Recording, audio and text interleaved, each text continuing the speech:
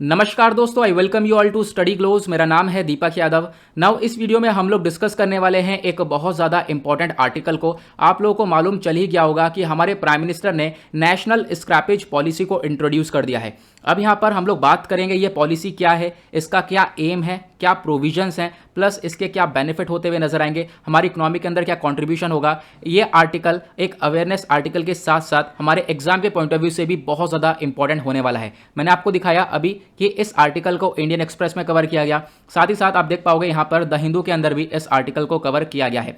और ये आर्टिकल आपका UPSC GS paper 2 plus GS paper 3 दोनों के पॉइंट ऑफ व्यू से इंपॉर्टेंट है। आप नीचे सिलेबस देख सकते हो, मैंने यहाँ पर सिलेबस के कुछ टॉपिक्स लगा दिए हैं जहाँ से आप लोग इस टॉपिक को रिलेट कर सकते हो। अब बात करते हैं इस स्क्रैपिंग पॉलिसी के बारे में। तो हाल ही में हमारे प्राइम मिनिस्टर ने एक इन्वेस्टर समिट रखा था। वो जो इन्वेस्टर समिट एड्रेस किया गया है वो है गुजरात के अंदर किया गया, एक वीडियो कॉन्फ्रेंस के माध्यम से किया गया था। और वहीं पर आप कह सकते हो इस व्हीकल स्क्रैपिंग पॉलिसी को लॉन्च किया गया है, जिसको नेशनल ऑटोमोबाइल स्क्रैपेज पॉलिसी भी बोला गया।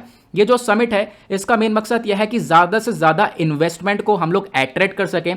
और इससे क्या होगा, ये जो ज़्यादा से ज़्यादा इन्वेस्टमेंट आएगा उससे जो व्हीकल स्क्रैपिंग इंफ्रास्ट्रक्चर है उसको सेटअप किया जा सकता है। ठीक है, तो यहाँ पर हमारे प्राइम मिनिस्टर ने बोला भी है कि ज़्यादा से ज़्यादा जो इन्वेस्टर्स हैं यहाँ पर आएँ, क्योंकि ये आने वाले टाइम पर ये जो एक तरीके से पूरी की स्क्रैपिंग पॉलिसी है, ये स्क्रैपिंग इंफ्रास्ट्रक्चर है, वो आने वाले टाइम पर ग्रो होता हुआ नजर आएगा। ये जो व्हीकल स्क्रैपिंग पॉलिसी है एग्जैक्टली इसका जो अनाउंसमेंट है वो तो मार्च 2021 में करवा ही दिया गया था, बट अभी यहाँ पर इसको इंट्रोड्यूस भी कर दिया गया है। पहला क्वेश्चन ये आता है इस स्क्रैपिंग पॉलिसी का मेन मकसद क्या है। तो मेन मकसद इसका यही है कि जितने भी हमारे पुराने व्हीकल हो चुके हैं, जितने भी डिफेक्टिव व्हीकल्स हैं, उन सबको ख़त्म कर देना और उसकी जगह नए व्हीकल्स को लेकर आना। अब ये कैसे होगा, तो आपको नाम से समझ में आ रहा होगा, स्क्रैपिंग पॉलिसी यानी जो भी आपकी कार होगी उसको स्क्रैप कर दिया जाएगा, उसका चूरा बना दिया जाएगा भंगार में डालकर। ठीक है, तो क्या होगा, उसकी जगह फिर क्या होगा, आपको एक नया व्हीकल खरीदना होगा। हाँ बिल्कुल, यहाँ पे जब आप नया व्हीकल खरीदोगे तो उसमें सरकार आपकी बहुत मदद करेगी, इंसेंटिव्स प्रोवाइड करवाएगी। कैसे इंसेंटिव्स होंगे वो आगे मैं आपको बताने वाला हूँ। यहाँ पे आप लोग देख सकते हो, इससे क्या होगा कि जो एयर पोल्यूशन है वो भी कम होगा, क्योंकि जो व्हीकल्स 15 साल 20 साल पुराने हो चुके हैं वो एयर पोल्यूशन भी काफ़ी हद तक क्रिएट कर रहे होंगे, तो वो पोल्यूशन भी आज के टाइम पर कम होता हुआ नजर आएगा इस स्क्रैपिंग पॉलिसी के दौरान। उसी के साथ साथ जो रोड और वेहिकुलर सेफ्टी है वो भी काफ़ी हद तक इंप्रूव होती हुई नजर आएगी इस स्क्रैपिंग पॉलिसी से। अब बात करते हैं इसके मेन प्रोविजंस की। तो जितने भी ओल्ड व्हीकल्स होंगे, ओल्ड व्हीकल्स के अंदर दोनों ही टाइप के व्हीकल्स हैं, चाहे वो कमर्शियल व्हीकल हो चाहे वो आपका प्राइवेट व्हीकल्स हो। प्राइवेट व्हीकल्स जो कि आप प्राइवेटली यूज़ कर रहे हो, कमर्शियल व्हीकल्स जो कि सामान को ढोने ढाने के लिए इस्तेमाल किया जाता है। तो दोनों व्हीकल्स को यहाँ पर इस स्क्रैपिंग पॉलिसी के अंदर कवर किया गया है। बोला यह गया कि जो कमर्शियल व्हीकल होंगे वो, अगर कोई कमर्शियल व्हीकल 15 साल पुराना है और जो प्राइवेट व्हीकल है, अगर कोई प्राइवेट व्हीकल 20 साल पुराना है, तो दोनों को ही स्क्रैप किया जाएगा। दोनों को यहाँ पे कबाड़ खाने में डालकर उनका चूरा बना दिया जाएगा। ठीक है, क्योंकि ये काफ़ी हद तक पुराने हो चुके हैं और जो ये व्हीकल बिल्कुल अनफिट है, ऐसा यहाँ पर स्क्रैपिंग पॉलिसी ने बताया। उसी के साथ साथ बोला यह गया कि अगर कोई व्हीकल फिटनेस टेस्ट में फेल हो जाता है, मान लो, उसके लिए क्या किया जाएगा, ऑटोमेटेड फिटनेस सेंटर्स बनाए जाएंगे। क्या, ऑटोमेटेड फिटनेस सेंटर को सेटअप किया जाएगा। इसके अंदर आपकी गाड़ी की टेस्टिंग की जाएगी। अगर आपकी जो गाड़ी है इस फिटनेस टेस्ट को फेल कर जाती है तो यहाँ पे कोई एज डिफाइन नहीं करी है, मतलब कितनी भी गाड़ी पुरानी हो या फिर आपकी गाड़ी थोड़े टाइम पहले की हो, अगर वो फिटनेस टेस्ट फेल कर जाती है तो आपकी गाड़ी को स्क्रैप किया जा सकता है। ठीक है, यहाँ पर कोई जो एज वगैरह है वो डिफाइन नहीं करी गई है। ठीक है, तो आपको ध्यान रखना है। तो इसमें एक चीज़ और ऐड है, वो है ऑटोमेटेड फिटनेस सेंटर का कॉन्सेप्ट। ये जो सेंटर है ये क्या करेंगे, आपकी गाड़ी का टेस्टिंग करेंगे। आपकी गाड़ी की जो फिटनेस टेस्ट अगर वो फेल कर जाती है तो फिर आपकी गाड़ी को भी स्क्रैप किया जा सकता है।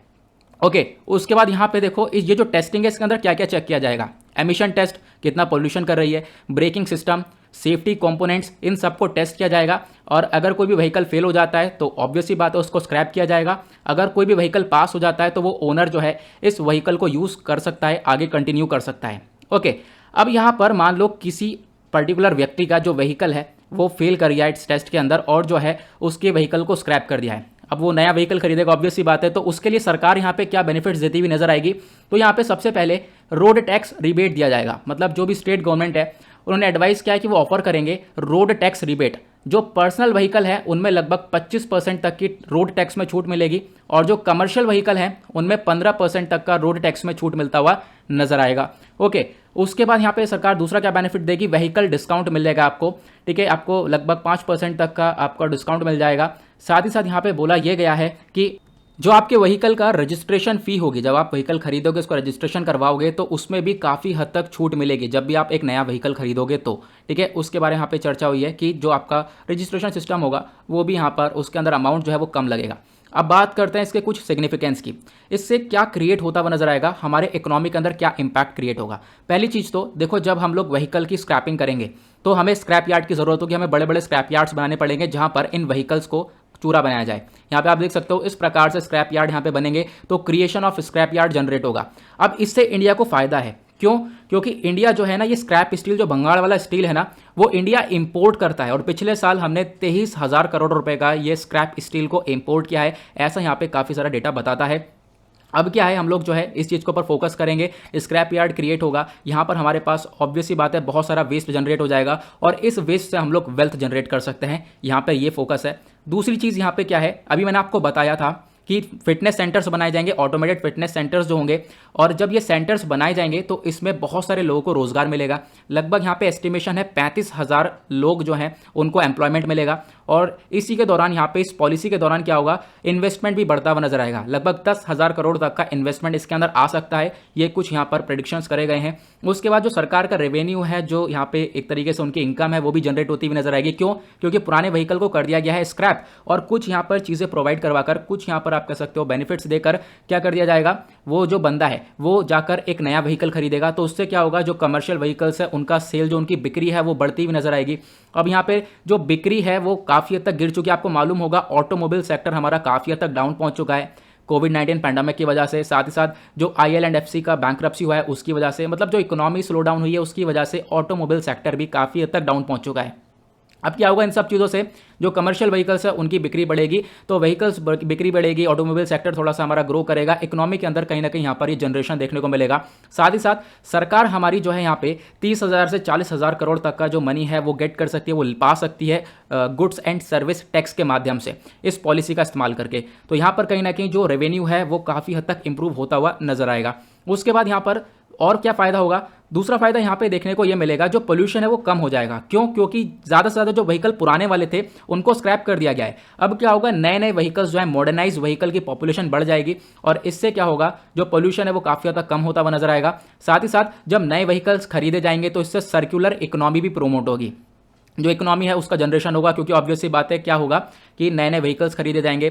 उसके बाद जो इलेक्ट्रॉनिक व्हीकल्स हैं, ई व्हीकल्स हैं, उनका प्रमोशन ज़्यादा होगा, वो भी परचेज किए जाएंगे, तो कहीं ना कहीं जो इकोनॉमी है वो भी सर्कुलेट होती हुई नजर आएगी और जो भी भंगाड़ है उससे भी हम लोग वेल्थ जनरेट करेंगे। तो यहाँ पर ये सारी चीज़ें हम लोग को देखने को मिल जाएगी। उसी के साथ यहाँ पर कुछ और एस्टिमेशन बताया गया है। देखो, जो भी पुराने व्हीकल्स हैं वो एनवायरमेंट को बहुत ज़्यादा पॉल्यूट कर रहे थे। अब क्या है, एस्टिमेशन ये बोला गया है लगभग 17 lakh medium and heavy commercial vehicle होंगे, ठीक है, जो कि 15 साल से पुराने होंगे। मतलब ये एस्टिमेशन है कि इतने व्हीकल्स तो 15 साल से पुराने होंगे ही होंगे, जो कि आज के टाइम पर बहुत पोल्यूशन भी जनरेट कर रहे होंगे, उनकी स्क्रैपिंग होती हुई नजर आएगी। अब यहाँ पर कुछ और इनिशिएटिव्स भी आपके दिमाग में आ रहा होगा, क्या ये पहला ही ऐसा इनिशिएटिव है जो कि वेहिकुलर पॉल्यूशन को कम करता है? तो नहीं, देखो बहुत सारे हम लोग और भी इनिशिएटिव्स लेकर आ चुके हैं जो कि पोल्यूशन को कम करने के लिए मदद करता है।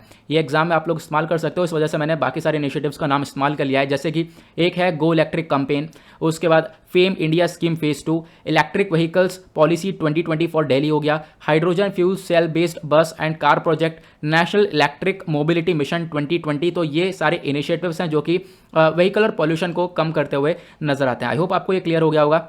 इसके और भी ज़्यादा एस्पेक्ट्स हो सकते हैं, आपका क्या विचार है, आप क्या समझते हो इससे, क्या ये बेनिफिट ऑब्वियस सी बातें क्रिएट करेगा या नहीं करेगा, ठीक है। मतलब आपको ये पॉलिसी कैसी लगती है, अपने सजेशन ज़रूर नीचे कमेंट सेक्शन में लिखना, ठीक है। और यहाँ पर बाकी लोग इसको रीड करना और अपने सजेशंस भी लिखना। काफ़ी हद तक यहाँ पर रिव्यूज़ आएंगे तो हम लोग देखेंगे कि हाँ क्या क्या यहाँ पर एक्चुअल में सोचा गया है सबके द्वारा। ना इसी के साथ हमने इस स्क्रैपिंग पॉलिसी के मेन पॉइंट्स को कवर कर लिया है। मिलते हैं आप लोगों से नेक्स्ट वीडियो में। आज के लिए bye bye, have a nice day, thank you and जय हिंद।